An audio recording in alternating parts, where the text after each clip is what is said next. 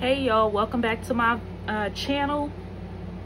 I wanted to share with you guys how I created my t-shirts for my family's reunion using the Speedball paint and the screen printing method. I know I'm usually doing paper crafting on this channel, but I have been doing all sorts of crafts. So since I was making a few shirts this morning, I decided to go ahead and film the process on how I do this. So I am just going to share the products that I use for this this project. I'm using Gildan, and I'm using the heavy cotton shirts. So this is 100% cotton, heavy cotton shirts. And I just got these from Hobby Lobby for $2.99. So I'm using these t-shirts here. So I just start by taking off the label off the t-shirts. I use the Speedball paint, and this one is the opaque gold. I have a squeegee here that I ordered off of Amazon, and I just got this from Dollar Tree to hold my little squeegee in. And I got this idea from Crafting with Delonda. If you guys are all around crafters and y'all like to try all sorts of crafting, Delonda does a lot of apparel crafting, like t-shirts and all sorts of things. She also does tumblers, and she loves mugs. She has a fabulous channel, and it'd be great if y'all wanted to check her out. It's Crafting with Delonda here on YouTube, and that is how I learned to do the screen print. I watched a video that she posted and followed her instructions, and it was super easy. I use the Cricut premium vinyl, and this is the permanent glossy one. I used it to make my stencil for our shirts. I downloaded the design for this from Design Bundles, I believe. Was it Design Bundles?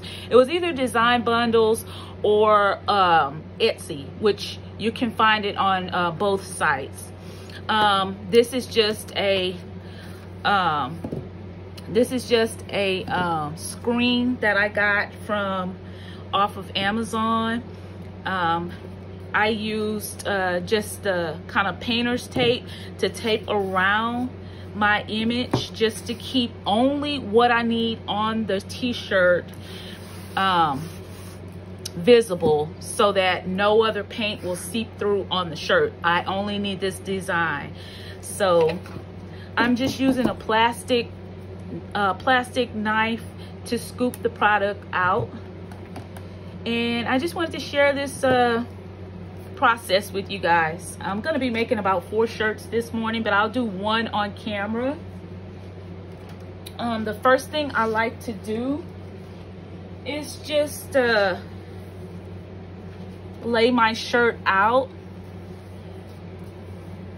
and I just like to take a lint roller and just roll it out over the shirt just to get any particles. I do have a dog, and her hair gets everywhere. It kind of flies in the air, basically. Her hair, her DNA is everywhere. So I like to just kind of roll it, get some of the extra fibers off the shirt before I start this process. Okay, and then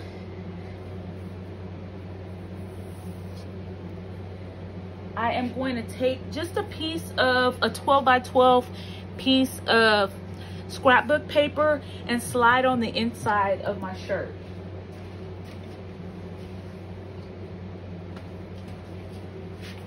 And I'm just using this old paper pad right here that I have, just some basic pink color. And I'm gonna use a new one of these for each shirt. I'm doing 4 shirts this morning. So I'm just gonna slide this in under the shirt, inside the shirt.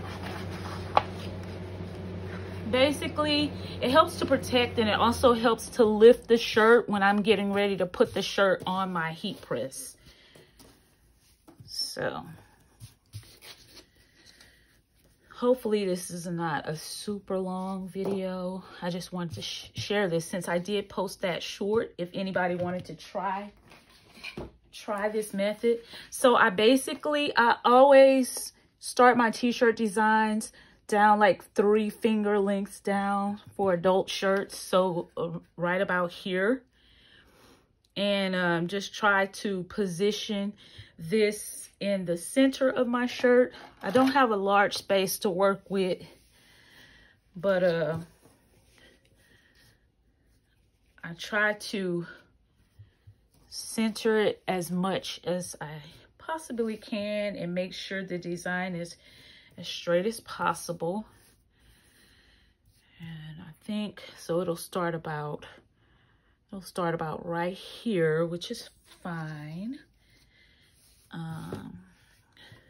Try to kind of make sure I have about the same width on both sides. I do have a t-shirt measurement guide, but because I'm working here with not too much space. So basically, I just open up my paint here. I'm wearing these nails today, so I have to really be careful because I have to wear nails on the weekend. I can't wear nails at work. In healthcare, we can't do that. So I like to wear these press-ons. I know that's random, but I like to wear these press-ons on the weekend. So anyway, I scoop a little product across the top of my stencil. Just like that. And it doesn't even have to be this much. The last time I did this, I used the same film, actually. I washed it and everything, and it stayed on. It stayed on the film. I used the same mask. I say mask, stencil, whatever you want to call it. I used the same one, and it stayed really well. I don't even know if I'm going to be able to take this off of this film, to be honest with you. But I was glad because whenever anybody calls in the family and wants a shirt, I could just use the same stencil. That's the good thing. So I just kind of hold my screen in place here and trying not to break my nails. I go from the top. Hopefully my head is not in this frame, and just drag the color down over the shirt. Trying to be careful not to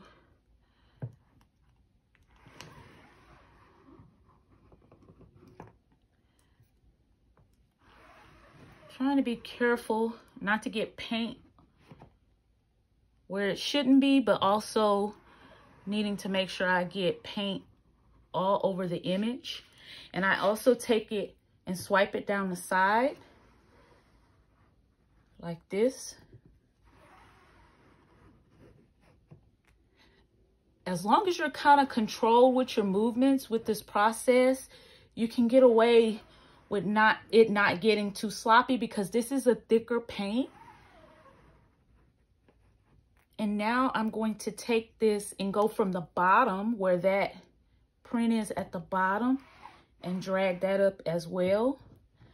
I want to make sure I get coverage all over.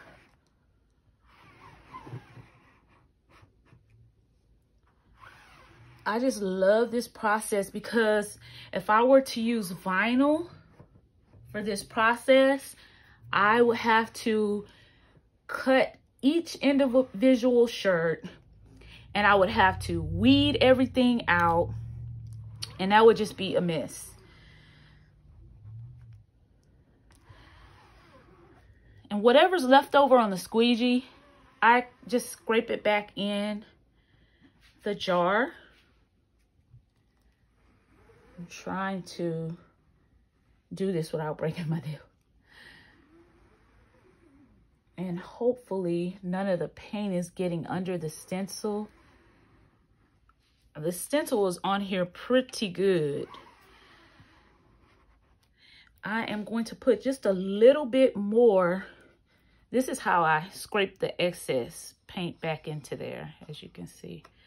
And I just use this container from Dollar Tree to hold that But I'm gonna put a little bit more paint going on the bottom here,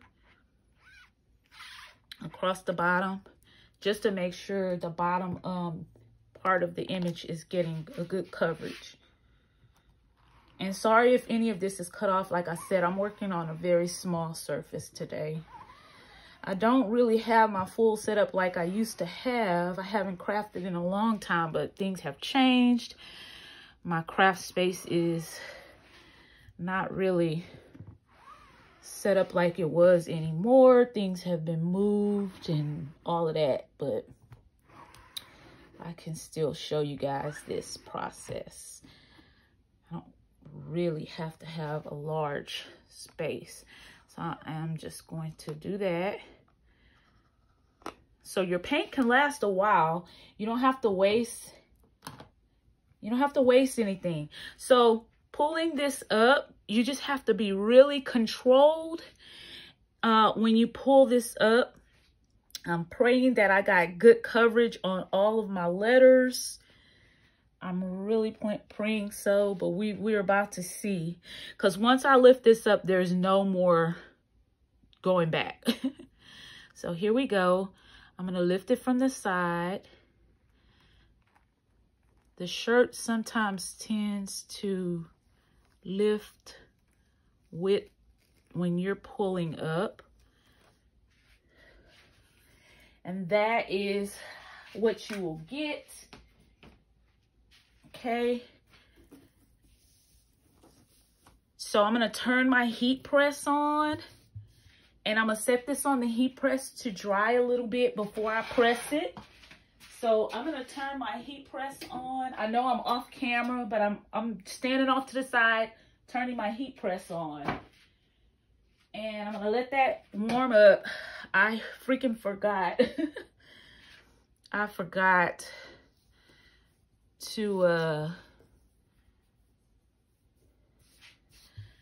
so this comes out really well. And with the screens, this is how I can make multiple shirts in a day without it taking all day. If I wasn't filming this video, I would be on shirt 2, then 3, then 4, and be done with this. And I was supposed to get my heat press all ready before I even started this, but I did not.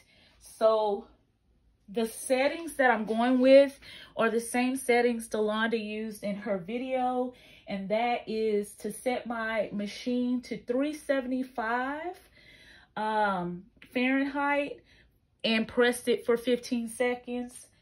So that's what I'm gonna do. I'm gonna lift this off of here and try to be careful to get this over to my heat press.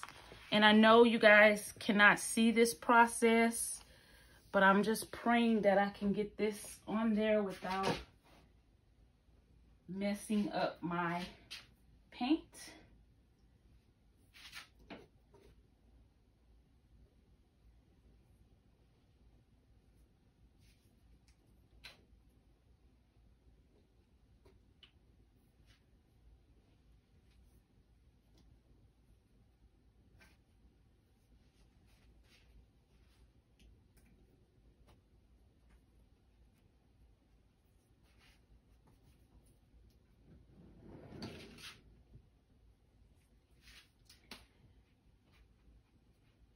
Okay, so while that's warming up, I just usually let that sit and dry for about 5 minutes while I go on to the next shirt. And then I press it on 375 for the 15 seconds, and it comes out so awesome. But that's it. That's all it is to screen printing. And like I said, I can use this same screen over and over again, which is what I've been doing. I've even washed this screen, all the paint off of it with the stencil still intact, and I've been able to use this again. So this might be the last day for me to use this stencil, actually. So hopefully nobody else will need a shirt. But if so, I already have the design saved in Cricut Design Space. And so then I can just make more t-shirts. So let me just show you how one of the finished shirts look.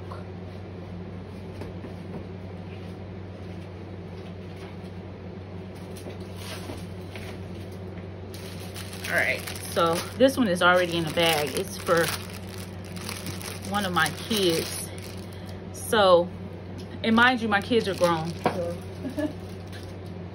But this is how it comes out. So I really love this because the paint is in that fabric. It's in there. So if any of you guys have a Cricut and you just want to try to make some cute family shirts, or, you know, shirts at all, try screen printing. It's very therapeutic, actually. But anyway, that's all I have for this video. I want to thank you guys for watching. Please, guys, give this video a thumbs up. If you view it, you can thumbs it up. Don't forget the thumbs up, guys. I just want to know that you guys want to see some more content from me. I know I've been absent for a while, but please give that thumbs up when you watch folks' videos. I feel like if you can view it, take that second out to give a thumbs up. Or if you don't like it, give a thumbs down. Just, you know, engage with people when they post videos. I think it's just... I always make sure I do. Everybody's not the same, and sometimes you just watch the video, you don't even think about it. But don't forget to give that thumbs up. If you want to comment, go ahead and comment. If you've tried screen printing, do you want to try it? Do you think you'll try it? But until my next video, I will see you guys later. Bye.